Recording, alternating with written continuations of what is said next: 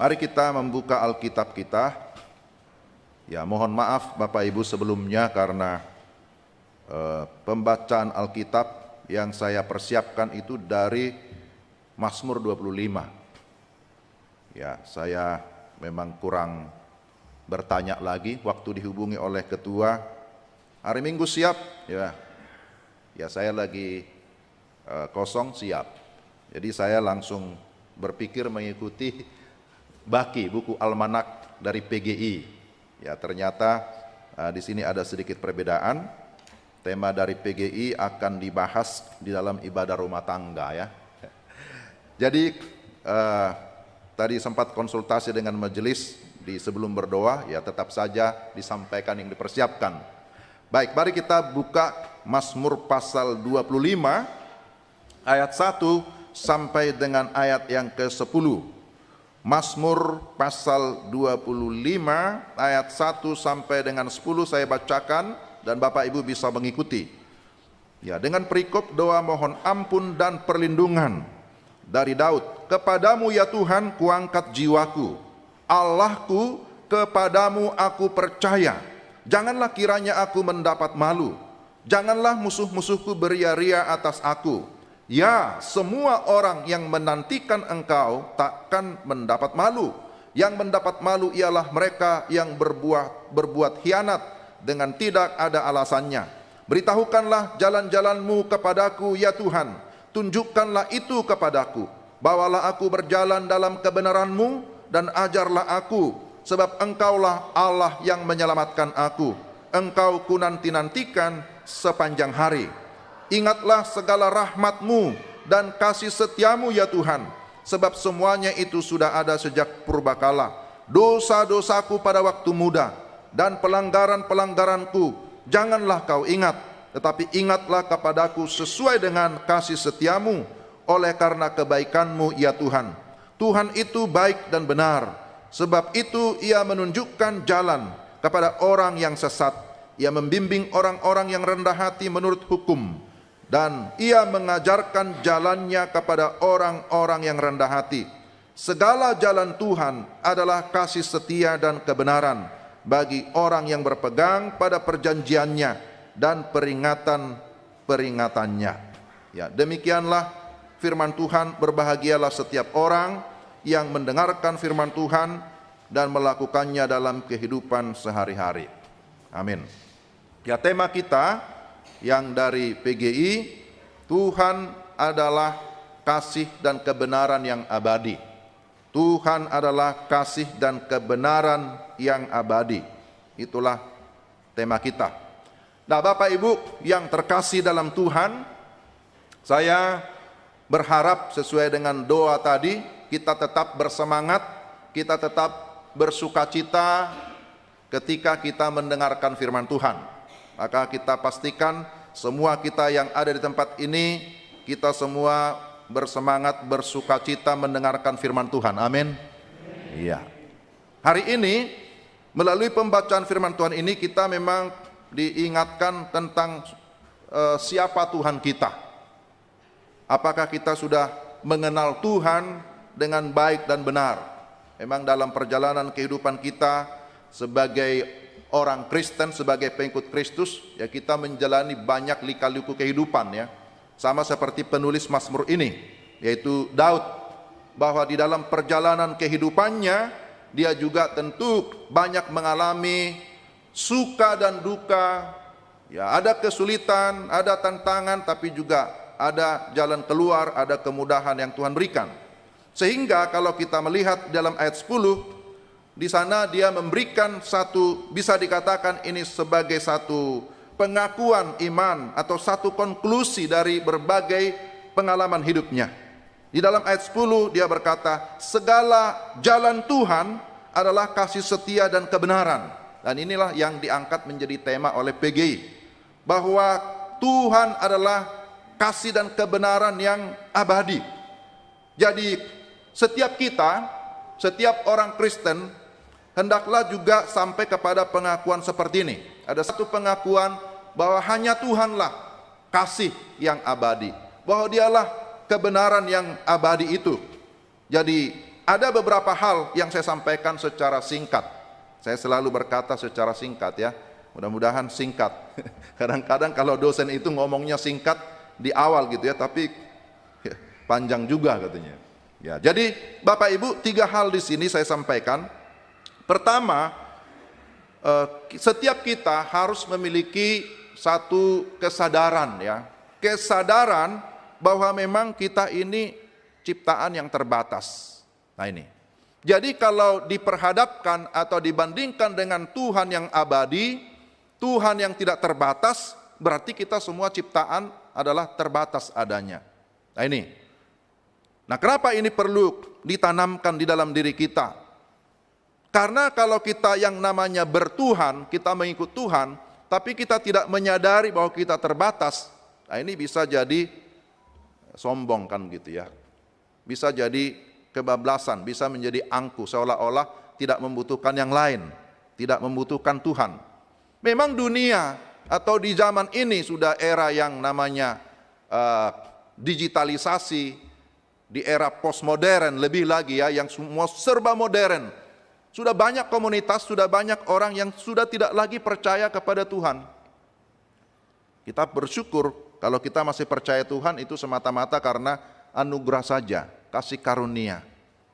Sudah banyak orang tidak menyadari bahwa Tuhan itu ada atau tidak mau percaya Tuhan itu. Menjadi orang yang ateis, baik ateis dalam pengertian secara dogmatis, artinya secara pemahaman, pengetahuan, tapi juga ada orang ateis secara praktis. Artinya, ya dalam kehidupan sehari-hari mengaku sebagai orang beragama, tapi dalam kehidupan praktisnya tidak mencerminkan atau tidak menyaksikan tentang siapa Tuhan yang sesungguhnya. Jadi Bapak Ibu yang dikasih Tuhan, setiap kita sekali lagi melalui kebenaran firman Tuhan ini diingatkan atau diajarkan bahwa kita adalah ciptaan yang terbatas. Manusia diciptakan sempurna, iya. Manusia diciptakan sebagai gambar dan rupa Allah, iya betul. Kitab Kejadian menyatakan itu. Tetapi bahwa manusia itu tetap memiliki keterbatasan sebagai ciptaan. Jadi yang namanya ciptaan tidak pernah bisa berubah atau beralih menjadi pencipta. Pencipta itu hanya satu, namanya Tuhan, Allah yang kita sudah kenal melalui Yesus Kristus. Kita adalah ciptaan yang terbatas. Jadi karena kita adalah ciptaan yang terbatas, maka konsekuensinya adalah atau implikasinya semua manusia harus bergantung kepada Allah. Nah ini. Ketika kita menyadari atau mengakui saya adalah ciptaan Tuhan yang terbatas, maka tidak ada pilihan lain, kita harus bergantung secara total atau bergantung secara mutlak kepada Allah. Jadi ini adalah pemahaman teologi yang benar. Sekali lagi, kalau kita menyadari dan mengakui aku adalah ciptaan Tuhan yang terbatas, maka hal itu mengharuskan saya harus bergantung kepada Tuhan. Tidak ada pilihan lain. Karena kalau bergantung kepada dunia, dunia juga adalah ciptaan. Sesama ciptaan tidak bisa saling bergantung satu dengan yang lain. Kenapa? Karena sesama ciptaan sama-sama tidak abadi, sama-sama fana, sama-sama lemah, sama-sama terbatas. Itu sebabnya kita selalu diingatkan, jangan pernah mengandalkan dunia ini. Jangan pernah bergantung kepada dunia dengan segala isinya, dengan segala tanda kutip kejayaan, kekayaan, kehormatan dan lain-lain sebagainya. Karena apa? Karena di dunia ini tidak ada yang abadi. Nah, kalau orang-orang muda tahu lagunya Noah gitu ya. Ya, katanya tidak ada yang abadi, tak ada yang abadi di dunia. Jadi, kalau gitu yang abadi itu siapa? Hanya Tuhan. Dan semua karakter Tuhan, sifat Tuhan termasuk dikatakan di sini kasih-Nya abadi, kebenarannya abadi. Dan itu sebenarnya tidak hanya berbicara tentang karakter atau sifat Tuhan. Bahkan Alkitab menyatakan Allah itu kasih. Allah itu adalah kebenaran. Jadi bukan hanya bicara tentang kasih dan kebenaran itu sebagai sifatnya Allah, tapi itu identifikasi dari Allah sendiri. Bahwa Allah adalah kasih, Allah adalah kebenaran. Karena itu kasih dan kebenaran disebutkan di sini adalah abadi. Karena Allah juga adalah Allah yang abadi, Allah yang kekal. Nah, ini adalah pemahaman dasar yang sangat penting. Bukan hanya bagi Daud di dalam Mazmur ini, tapi Daud sudah mengakui itu. Maka kita juga orang-orang yang sungguh percaya kepada Alkitab sebagai firman, mari kita juga menyadari diri seperti Daud, bahwa aku juga terbatas, maka aku harus bergantung kepada Tuhan Sang Pencipta yang tidak terbatas dalam segala situasi apapun. Nah ini, jadi hal pertama ini yang saya sampaikan Bapak Ibu. Yang kedua, setelah ada kesadaran bahwa kita terbatas, yang kedua keyakinan, ini perlu, atau iman yang memang tertuju kepada Tuhan yang adalah kebenaran dan kasih itu, bahwa Dia satu-satunya sumber ya ataupun solusi menjadi jawaban di dalam semua keterbatasan kita. Nah, ini penting.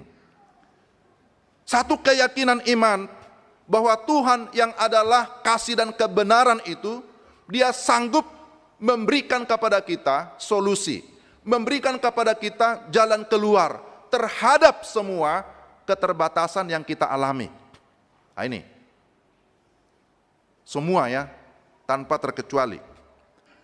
Daud memberikan di sini satu kesaksian, atau Daud di dalam Mazmur 25 ini mengisahkan bagaimana perjalanan kehidupannya dari muda, dari dahulu sampai sekarang. Sekarang dalam konteks ini maksudnya ketika dia sudah menjadi tua dan dia sudah menikmati yang namanya pertolongan Tuhan, kejayaan di dalam kerajaan dan seterusnya. Dalam berbagai kesulitan yang dihadapi oleh Daud, dalam semua perjalanan kehidupannya, ada lika-liku kehidupan, suka duka dan seterusnya. Tetapi dia tetap berkeyakinan, dia tetap memiliki iman bahwa Tuhan yang dia kenal adalah Tuhan yang dapat diandalkan. Jadi tidak setengah hati gitu ya. Ketika kita mengikut Tuhan jangan setengah hati. Itu sebabnya dalam Amsal dikatakan percayalah kepada Tuhan dengan segenap hatimu. Istilah segenap hati ya sama seperti apa ini ya, bulat gitu, seperti cincin tidak ada ujungnya, jadi bulat. Jadi percaya kepada Tuhan segenap hati, percaya dengan hati yang bulat. Tidak ada celah untuk kita tidak percaya. Jangan setengah hati, apalagi mendua hati. Orang mendua hati dikatakan tidak akan tenang ya di dalam hidupnya. Jadi di dalam segala situasi Daud memiliki satu keyakinan iman bahwa Tuhan itu dapat diandalkan dan dapat memberikan solusi. Nah, itu sebabnya di dalam ayat 1 dia mulai dengan kalimat, "Kepadamu ya Tuhan, ku angkat jiwaku." Kepadamu ya Tuhan, ku angkat jiwaku. Istilah ku angkat jiwaku ini sebenarnya semacam doa. Doa kepada Tuhan yang dilakukan secara berkesinambungan, secara terus-menerus. Kita mengangkat jiwa kita, mengangkat hati kita terus-menerus kepada Tuhan.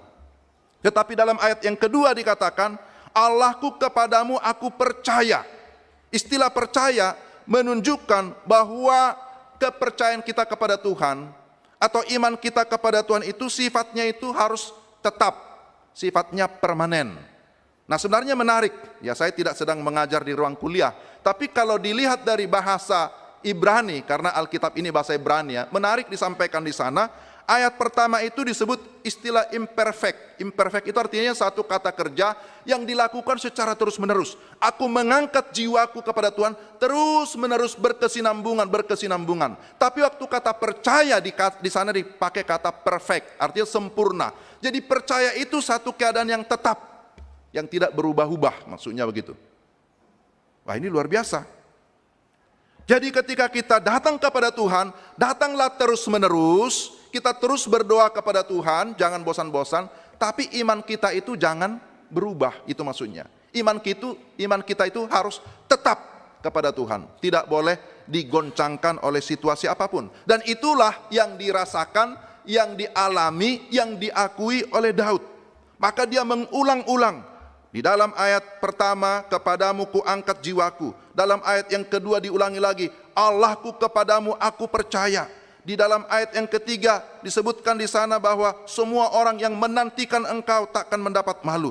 Diulang lagi di dalam ayat yang kelima disebutkan di sana, engkaulah Allah yang menyelamatkan aku. Di dalam ayat yang ke-8, Tuhan itu baik dan benar. Dalam ayat yang ke-10, segala jalan Tuhan adalah kasih setia dan kebenaran, dan seterusnya. Nah, kalau kita baca sampai seterusnya, bahwa di sana ada satu keyakinan yang kokoh. Ketika Daud percaya kepada Tuhan, percaya dengan segenap hati, dia meyakini bahwa Tuhan yang hidup adalah Tuhan yang dapat diandalkan dan dapat memberikan solusi terhadap permasalahan yang dia alami. Nah, Bapak Ibu, ada banyak hal di sini yang bisa kita baca, tapi saya melihat apa sebenarnya permasalahan yang paling mendalam yang dialami oleh Daud, juga yang kita alami. Bisa dilihat dari dua saja sebenarnya. Maka di sini kan judulnya itu doa mohon ampun dan perlindungan. Jadi persoalan yang kita hadapi itu bisa dilihat dari dua sisi, secara internal juga secara eksternal. Artinya persoalan secara pribadi di dalam kehidupan kita yang kita tidak bisa atasi, yang tidak bisa diselesaikan oleh dunia, yang tidak bisa diselesaikan oleh manusia, oleh sahabat kita, tetapi hanya Tuhan yang bisa menyelesaikan. Itu masalah apa? Dosa. Masalah dosa. Ini masalah internal. Maka Daud berkata kepada Tuhan, janganlah mengingat-ingat kesalahanku, dosa-dosaku pada waktu muda, dan pelanggaran-pelanggaranku janganlah kau ingat. Wah, Daud ini dikenal sebagai seorang raja yang hebat, ya, seorang raja yang berkuasa, yang mengalami kejayaan. Tetapi di dalam masa jayanya, justru di situ dia pernah jatuh ke dalam dosa. Dan ini bukan dosa main-main, ini berkaitan dengan dosa apa? Ya, perzinahan begitu ya. Ini masalah dosa seksual. Bapak Ibu pasti mendengar cerita itu atau sudah membaca dalam Alkitab. Bagaimana dia jatuh ke dalam dosa karena mengingini istri orang lain. Bukan hanya mengingini, tapi kemudian mengambil istri orang lain, kemudian membunuh suaminya dengan keji. Wah, rupanya kalau hidup sudah dikuasai oleh keinginan daging, semua pun bisa dihalalkan.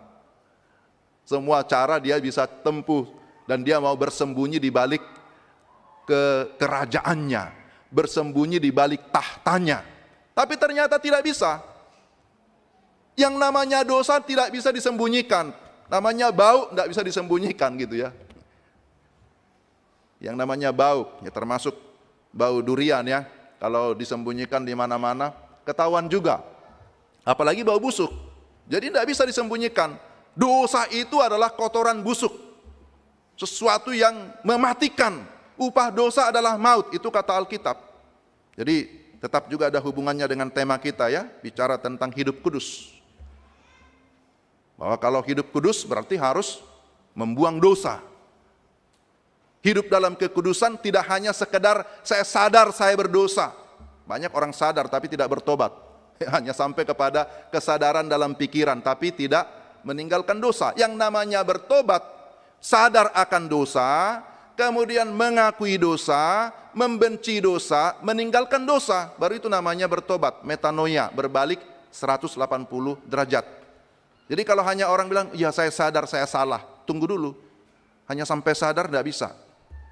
Tapi dia harus mengakui dosanya, kemudian dia meninggalkan dosa itu. Jadi inilah yang terjadi pada Daud. Dia sadar bahwa dia adalah orang berdosa. Dan terhadap dosanya itu, ya dia sadar juga bahwa tidak ada seorang pun yang bisa menyelesaikan. Sekalipun dia seorang raja pada waktu itu. Tapi kerajaannya, tahtanya tidak bisa membereskan dosanya sendiri. Malah dia semakin tertuduh. Wah, ini nggak bisa menutupi dosa sendiri. Dia semakin tertuduh, merasa bersalah. Lalu ada hamba Tuhan yang mengingatkan, ya kamu ini orang berdosa. Sadarlah. Siapa itu? Nabi Nathan ya. Akhirnya dia sadar. Dia mau berkabung untuk dosanya. Nah, Bapak Ibu yang terselam Tuhan, disinilah Raja Daud kemudian datang kepada Tuhan dan mengaku dosanya dan meyakini bahwa ternyata solusi atas dosanya hanya ada di dalam Tuhan. Hanya Tuhan yang bisa mengampuni dosa. Karena Tuhan itu adalah Tuhan yang penuh kasih, kan gitu ya. Kasihnya itu abadi. Maka karena ada kasih, di sana ada pengampunan. Jadi kalau ada kasih, ada pengampunan, kan begitu ya. Jadi dari Tuhan kita belajar bagaimana mengampuni. Karena kasihnya itu adalah kasih yang abadi. Ya, jadi jangan kita mengikuti, ya kalau lagunya, saya lupa siapa penyanyinya kan. Tapi kalau orang dunia kan berkata 1 kali nggak apa-apa, masih kumaafkan katanya. 2 kali masih dimaafkan juga ya, tapi jangan sampai 3 kali. Kalau lebih dari 3 kali tidak ada maaf bagimu. Kalau sampai terus berkali-kali sudah sampai ketemu di Tanorara katanya. Wah, bahaya ini ya. Ya, artinya apa? Sepertinya sudah tidak ada harapan lagi untuk rujuk. Ya, sampai jumpa katanya di Tanorara, di kuburan. Di sana pun tidak jumpa kan sebenarnya. Jadi tidak ada perjumpaan. Jadi perjumpaannya sebenarnya ada di mana? Ya di dalam Tuhan. Ketika ada kasih, ada pengampunan. Ya disitulah kita bisa berjumpa kembali. Ada rekonsiliasi. Nah, jadi ini masalah yang sangat serius. Masalah dosa tidak bisa diselesaikan dengan cara dunia. Hanya datang kepada Tuhan, mengaku dosa, maka di sana ada pengampunan. Daud sudah merasakan itu. Lalu ada masalah eksternal, apa yang dihadapi oleh Daud? Bahwa dia tidak hanya masalah yang dihadapi bukan hanya masalah dari dirinya sendiri, tapi dari luar. Dari luar itu ada banyak musuh. Daud juga dikelilingi oleh musuh-musuh. Musuh-musuh dari bangsa-bangsa lain yang tidak senang kepada Daud, yang tidak senang kepada Israel. Tapi sebelumnya juga dia dimusuhi oleh raja yang pertama ya, Raja Saul yang sangat benci kepada Daud. Padahal dikatakan ini anakku. Tapi ketika Daud itu mendapatkan pujian yang lebih besar dari warga, dari masyarakat, wah, mulai Saul itu cemburu. Kemudian dari cemburu meningkat jadi benci. Kemudian dari kebencian meningkat mau dibunuh. Ya itu dosa ya. Kalau dosa dipelihara, dosa dibiarkan, lama-lama meningkat juga. Lama-lama tidak peduli ini anak atau siapa. Dia akan berkata ini anakku. Tapi karena Daud dianggap menjadi ancaman bagi kerajaannya, lalu anak pun sudah tidak peduli lagi. Maksudnya dia tidak peduli ini anak atau ini yang diurapi Tuhan dan seterusnya. Ini hati-hati. Tapi syukur bahwa dalam kasus bagaimana Daud itu diancam mau dibunuh dan seterusnya, Daud tetap fokus kepada Tuhan, betul ya. Daud tetap datang kepada Tuhan dan dia berkata, saya tidak akan berani menjamah yang diurapi Tuhan. Ini prinsip yang bagus juga. Dia dikejar-kejar, dia mau dibunuh. Ada kesempatan bagi Daud untuk balas dendam? Ada. Apakah ada Daud punya kesempatan untuk membunuh Raja Saul? Ada.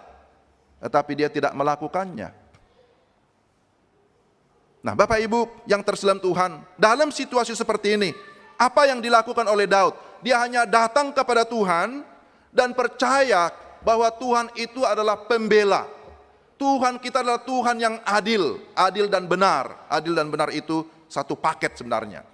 Ya, di dalam kebenaran ada keadilan, dalam keadilan ada kebenaran. Dia percaya Tuhan Allah adalah Allah yang adil, dialah yang akan menjadi hakim bagi dia, yang akan membela.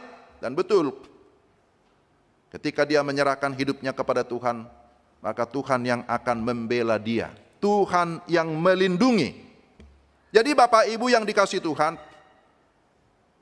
ketika kita menghadapi persoalan yang pelik, berbagai kesulitan, maka tidak ada pilihan lain kecuali kita datang kepada Tuhan, sebagaimana yang kita baca dalam teks ini. Kenapa datang kepada Tuhan? Karena hanya Tuhan yang sanggup memberikan kita jalan keluar. Terhadap persoalan internal, masalah dosa, hanya Tuhan yang sanggup memberikan pengampunan.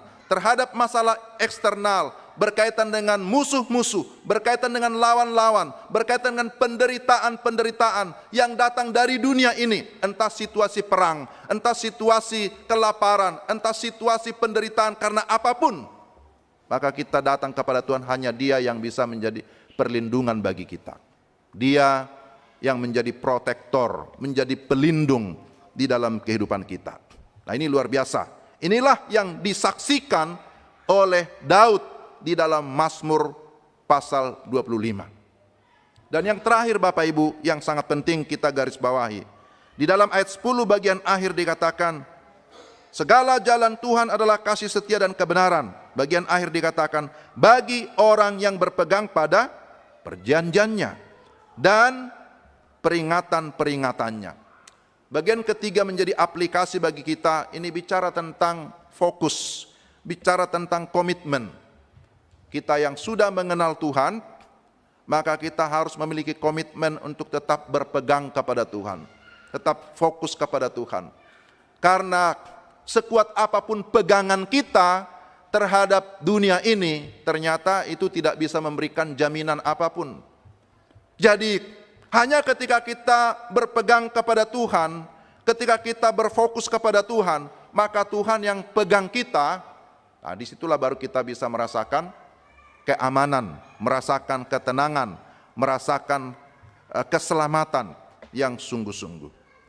Jadi Bapak Ibu yang dikasih Tuhan, kita diminta sebagai warga gereja, sebagai anak-anak Tuhan untuk berkomitmen. Tentu pertama berkomitmen datang kepada Tuhan, berkomitmen untuk senantiasa berpegang kepada Tuhan sesuai dengan kebenaran firman-Nya. Kalau kita baca dalam ayat 14, maka di sana ada satu ayat yang sangat penting ya, bagaimana berpegang kepada Tuhan, bagaimana berkomitmen kepada Tuhan. Ayat 14 berkata begini, Tuhan bergaul karib dengan orang yang takut akan Dia, dan perjanjiannya diberitahukannya kepada mereka. Jadi disebutkan di sini bahwa seseorang akan tetap dapat merasakan kasih Tuhan, dapat merasakan keadilan Tuhan, dapat merasakan kebenaran Tuhan. Bahasa sederhananya, kita dapat mengalami berkat-berkat Tuhan adalah ketika kita hidup bergaul dengan Tuhan, hidup membangun hubungan yang intim dengan Tuhan, supaya kita bisa mengalami janji-janji Tuhan. Alkitab kita sebenarnya berisi secara inti tentang 3 hal. Alkitab kita berisi tentang perintah Allah. Ada banyak firman Tuhan yang merupakan perintah Allah. Tetapi juga Alkitab kita berisi tentang larangan Allah atau teguran-teguran dari Allah. Tapi Tuhan tidak hanya memberikan perintah, tidak hanya memberikan larangan, tapi Dia juga memberikan janji.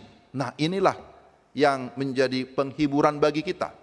Tapi jangan kita hanya mau mendapatkan janji berkat Allah tanpa melakukan perintah dan menjauhi larangan Tuhan. Itu tidak mungkin. Maka kalau kita ingin mengalami janji berkat Allah, tetaplah berpegang kepada perintah Tuhan dan kita menjauhkan diri dari apa yang dilarang oleh Tuhan. Sebab banyak larangannya. Yang ini tidak boleh, ini tidak boleh. Ini jangan, ini jangan. Jangan mencuri, jangan berdusta, jangan menghakimi, jangan dan lain-lain sebagainya. Tapi ada perintah. Ketika kita melakukan semuanya, maka kepada kita akan dibukakan perjanjiannya. Apa yang merupakan kehendak Tuhan, berkatnya Tuhan diberikan kepada kita. Terutama dalam konteks ini, berkat pengampunan dan juga perlindungan yang Tuhan sediakan bagi kita yang sungguh-sungguh berpegang kepada Tuhan. Jadi Bapak Ibu yang terkasih dalam Tuhan, di dalam dunia ini, ya, ketika kita masih hidup dalam dunia ini, tentu tidak ada yang mudah ya. Sekalipun dunia ini menawarkan sesuatu yang instan, menawarkan jalan pintas, tetapi di dalam Tuhan ada aturan.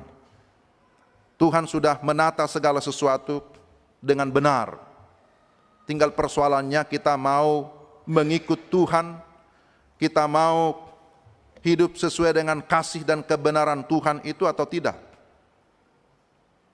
Kasih dan kebenarannya itu tidak pernah berubah. Tetapi kitalah yang harus berubah mengikuti kasih dan kebenaran Tuhan. Banyak orang yang tidak mau diubahkan oleh Tuhan.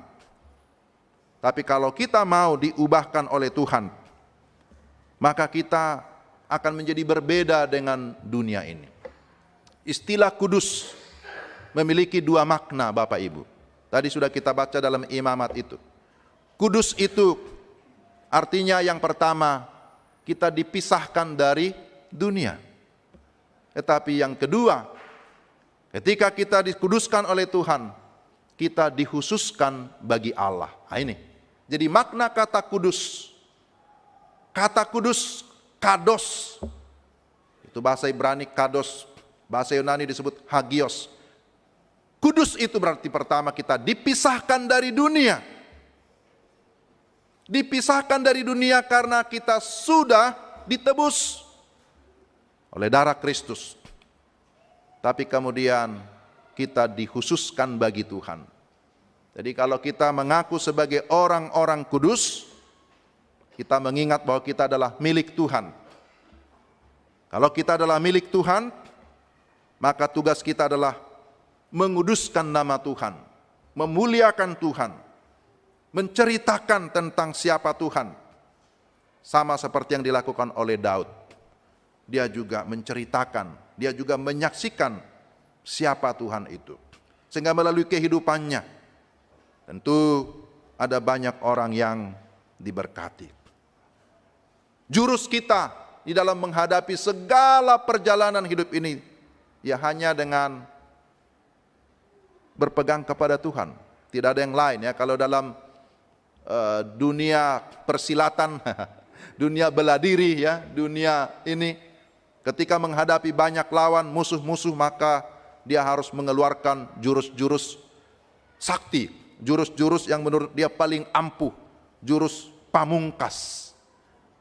Tetapi ketika kita dalam dunia ini berhadapan dengan banyak tantangan, ada banyak musuh yang kita hadapi, bukan hanya diri kita, bukan hanya dunia dengan segala keinginannya. Ada keinginan daging, keinginan mata, keangkuhan hidup. Juga ada si iblis, penguasa dunia ini yang berusaha untuk menjatuhkan kita. Maka jurus apa yang kita pakai? Apakah jurus sembunyi-sembunyi? Enggak bisa ya. Apakah jurus cuci tangan, membenarkan diri? Enggak bisa juga. Apakah jurus mau melarikan diri? Enggak bisa. Kemana kita lari dari hadapan Tuhan dikatakan? Enggak bisa kemana-mana. Ya, jurus kita yang paling sakti hanya ya datang kepada Tuhan. Hanya berpegang kepada Tuhan. Berpegang kepada firman Tuhan. Kepada perjanjian Tuhan. Bahwa di dalam Tuhan ada pengampunan, ada pengudusan. Tapi di dalam Tuhan juga ada perlindungan yang abadi. Maka kita berkata, aku akan aman di dalam Tuhan. Karena apa? Karena kita adalah miliknya. Demikianlah firman Tuhan yang bisa saya bagikan. Kiranya boleh menjadi berkat bagi kita sekalian.